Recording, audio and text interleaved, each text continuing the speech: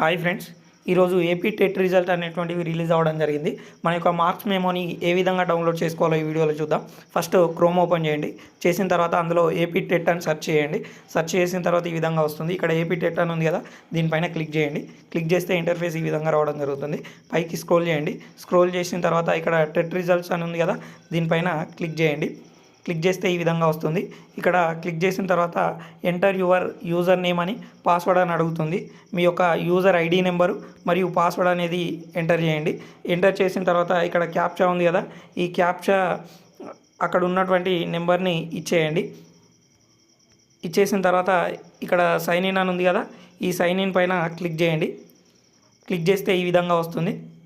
ఈ విధంగా వచ్చిన తర్వాత ఇక్కడ click here to marks memo అని ఉంది కదా, దీనిపైన క్లిక్ చేసినట్లయితే మీ యొక్క మార్క్స్ మెమో అనేటువంటిది డౌన్లోడ్ కావడం జరుగుతుంది.